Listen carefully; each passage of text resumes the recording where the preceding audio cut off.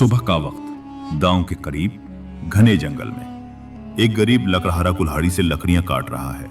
पसीने में शराबूर, मगर चेहरे पर सब्र की झलक। लकड़हारा कंधे पर भारी लकड़ियां उठाए कच्चे कांटों भरे रास्ते पर चल रहा है। दूर शहर के ऊंचे मीनार नजर आते हैं। शाही महल में बादशाह वुज़रा के दरमियान बैठा है, सब सुनहरी लिबास में, मगर बादशाह के चेहरे पर गहरी सोच छाई हुई है। बादशाह कहता है, मैं जानना चाहता हूं कि मेरे राया कैसे जिंदगी गुजार रहे हैं। वजीर खामोश।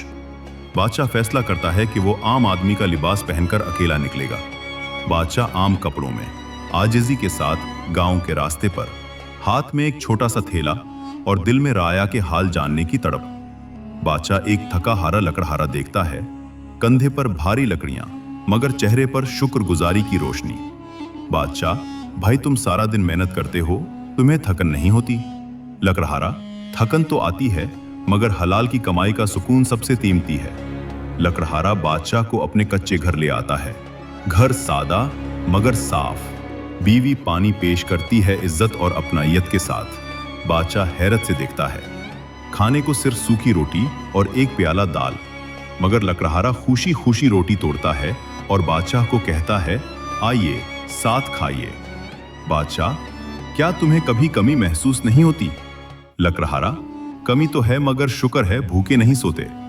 लकड़हारा एक किस्सा सुनाता है कि कैसे एक रात जंगल में गुम हुआ और अल्लाह से दुआ की, या अल्लाह, अगर जान बच गई तो हमेशा हलाल रोजी कमाऊंगा।